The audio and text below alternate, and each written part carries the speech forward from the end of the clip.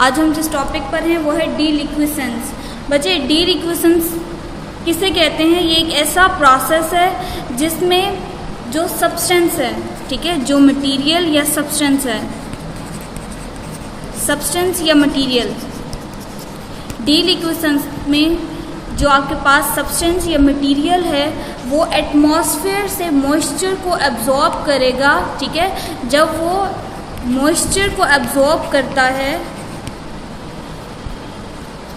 तो क्या करता है कि सॉल्यूशन फॉर्म में आ जाता है। ये देखें क्या होगा कि एटमॉस्फेयर से मॉइस्चर को सब्सटेंस ने एब्जॉर्ब करना है वाटर में, वो डिज़ोल्व हो जाएगा एब्जॉर्ब फॉर्म में और इस तरह से सॉल्यूशन बना देगा। अब हमारा नेक्स्ट है कि ये इसकी एक और डेफिनेशन है, अगर आप चाहें तो वो कर लें, अदरवाइज़ ये वाली डेफिनेशन कर लें डीलिक्विसेंस की। वो कहते हैं कि एक ऐसा केमिकल डीलिक्विसेंस एक ऐसा केमिकल प्रोसेस है जिसमें एनहाइड्रस कंपाउंड सराउंडिंग से वाटर को एब्जॉर्ब करेगा और हाइड्रेटेड फॉर्म में कन्वर्ट हो जाएगा। मैंने आपसे क्या कहा है कि हमारे इस केमिकल प्रोसेस में जो एनहाइड्रस कंपाउंड है, एनहाइड्रस कंपाउंड, ठीक है, एनहाइड्रस कंपाउंड ऐसा कंपाउंड होता है जिसमें वाटर मौजूद नहीं होगा, ठीक है, उसमें वाटर मौजूद नहीं होगा। अभी क्या करेगा, एटमॉस्फेयर से वाटर को कैच करेगा, ठीक है। अब पानी हमारे कंपाउंड के अंदर ऐड हो गया है, सराउंडिंग इन्वायरमेंट से उसने वाटर को एब्जॉर्ब कर लिया है। अभी किस में कन्वर्ट हो गया है? ओके बच्चे ऐड कर लेते हैं, और वो किस में कन्वर्ट हो जाएगा? हाइड्रेटेड फॉर्म में। बच्चे आप लोग बहुत लेट हो जाते हैं, इतनी देर लगा देते हैं, इसी काम में ही हम बैठे रहते हैं। ये थी डीलिक्विसेंस की डेफिनेशन। ओके, तो हम बात कर रहे थे डीलिक्विसेंस की। डीलिक्विसेंस की मैंने क्या बात की है? मैंने उसकी सबसे पहले आपको डेफिनेशन बताई है, और डेफिनेशन में क्या बताया है कि हमारे पास एक एनहाइड्रस कंपाउंड है। एनहाइड्रस कंपाउंड ऐसा कंपाउंड होगा जिसमें वाटर मौजूद नहीं होता, ठीक है। डीलिक्विसेंस में एनहाइड्रस कंपाउंड एटमॉस्फेयर से वाटर को एब्जॉर्ब करेगा और हाइड्रेटेड फॉर्म में कन्वर्ट हो जाएगा, ठीक है। अब वो क्या हो गया? हाइड्रेटेड फॉर्म में कन्वर्ट हो गया है। अब हम नेक्स्ट करते हैं डीलिक्विसेंट मटेरियल। बच्चे डीलिक्विसेंट मटेरियल कौन सा मटेरियल होता है? ये देखें, ये मैंने आपको कैल्शियम क्लोराइड की पिक दिखाई हुई है। ये कौन सा मटेरियल है? Calcium chloride. आप देख सकते हैं इसकी शेप किस तरह से है, ठीक है। आप इसकी शेप देखिए, बिल्कुल इस तरह से है। अब ये कहते हैं कि ये मटेरियल, डीलिक्विसेंट मटेरियल ऐसा मटेरियल है कि ये वाटर को एटमॉस्फेयर से एब्जॉर्ब करता है और सॉल्यूशन बना देता है, ठीक है, सॉल्यूशन बना देगा। जिसमें एग्जांपल्स उन्होंने कौन कौन सी दी हैं? कैल्शियम क्लोराइड की दी है, मैग्नीशियम क्लोराइड की दी है, जिंक क्लोराइड की। ये ऐसे मटेरियल्स होते हैं जो कि अगर हम इन्हें खुला इन्वायरमेंट में रखते हैं तो ये वाटर को एयर से एब्जॉर्ब करेंगे, ठीक है, और सॉल्यूशन बना देंगे। अब नेक्स्ट हम देखते हैं हाइग्रोस्कोपिक मटेरियल्स।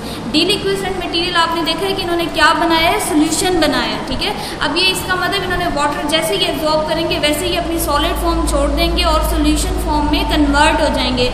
लेकिन हाइग्रोस्कोपिक मटेरियल्स ऐसे मटेरियल्स होते हैं जो कि एयर से वाटर को एब्जॉर्ब करते हैं, लेकिन वो इतने ज़्यादा वाटर को बेशक एब्जॉर्ब कर रहे होते हैं लेकिन सॉल्यूशन में कन्वर्ट नहीं होते। आप ये सिलिका जेल देख सकते हैं। आजकल सबसे कॉमन टैबलेट है सिकोन, ठीक है। आप सिकोन की टैबलेट लें, उसे देखें, सिकोन में विटामिन सी होता है बेसिकली। उसमें देखें सिलिका जेल के यूँ आपके पास यूँ पड़ी सिलिका जेल की यूँ पैकेट होगा। ये मैंने आपको दिखाया भी, आप देख सकते हैं। इस तरह से छोटा सा पैकेट होता है। अब इसका काम क्या होता है कि अगर कोई मॉइस्चर बॉटल के अंदर होगा तो ये उसको फ़ौरन एब्जॉर्ब कर लेगा, और जो आपके पास फॉर्मुलेशन है आपकी सिकोन की टैबलेट्स हैं वो मॉइस्ट नहीं होंगी, गीली नहीं होंगी, ठीक है। अब वो कहते हैं हाइग्रोस्कोपिक मटेरियल्स ऐसे मटेरियल्स होते हैं जो कि एयर से वाटर को एब्जॉर्ब करते हैं, लेकिन जो आपके पास मटेरियल है उसको सॉल्यूशन नहीं बनने देते। जैसे हमारे पास शुगर है, सोडियम क्लोराइड है, ये मॉइस्ट हो जाते हैं। सिलिका जेल है, ये मॉइस्ट हो जाते हैं लेकिन कभी भी सॉल्यूशन नहीं बनते।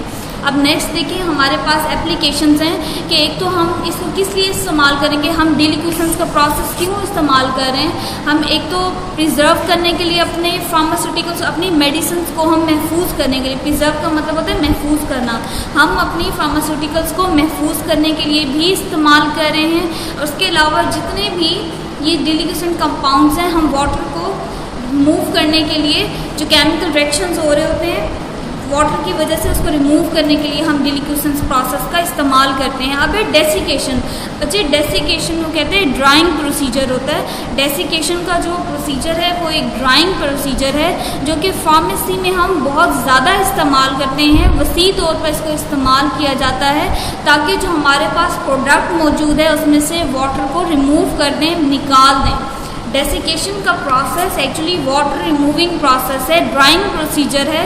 इसमें हमारे पास कोई भी प्रोडक्ट है, फॉर एग्जांपल आप कोई भी प्रोडक्ट ले लेते हैं, उसमें से जब अगर वाटर को उसमें रिमूव कर देना, ठीक है, आप वाटर को रिमूव कर देते हैं, उसमें से प्रोडक्ट में से निकाल देते हैं, तो ये कौन सा प्रोसेस है? डेसिकेशन का प्रोसेस है।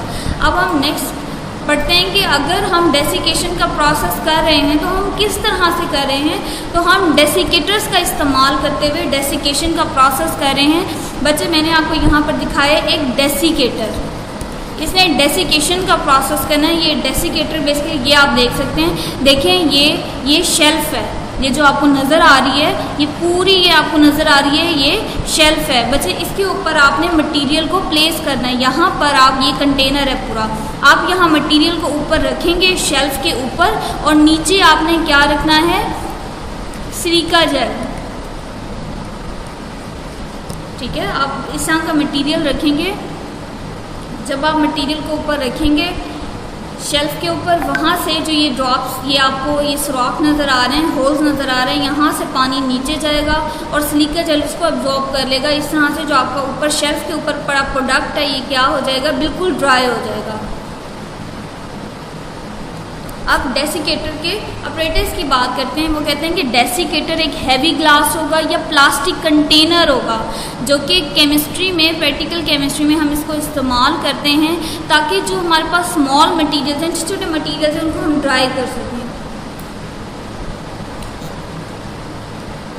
इनमें देखें बेसिकली क्या हो रहा है कि आपके पास एक डेसिकेटर है, आप थोड़ा सा मटेरियल उसके ऊपर, शेल्फ के ऊपर, उसके अंदर शेल्फ मौजूद है, एक ग्लास का बना हुआ डेसिकेटर है। आप इसके अंदर शेल्फ के ऊपर जब मटेरियल को प्लेस करते हैं तो नीचे सिलिका जेल मौजूद होती है, वो सारा मॉइस्चर को एब्जॉर्ब कर लेती है और जो आपके पास मटेरियल होता है वो ड्राइड फॉर्म में होता है। ये होता है मेन डेसिकेटर्स का काम। अब फार्मेसी में जो डेसिकेशन का प्रोसीजर हम इस्तेमाल कर रहे हैं उसका यूज़ क्या है?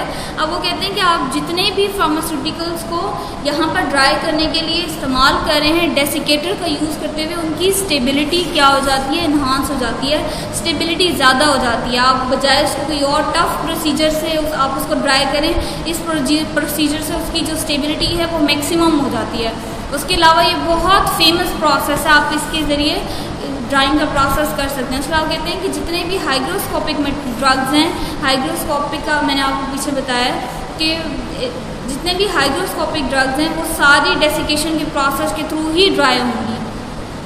उसके अलावा वो कहते हैं कि आप सिलिका जेल का इस्तेमाल करते हैं जब भी आप हाइग्रोस्कोपिक जितना भी मटेरियल है उसको इस्तेमाल कर रहे होते हैं, तो सिलिका जेल उसको ड्राई करती है।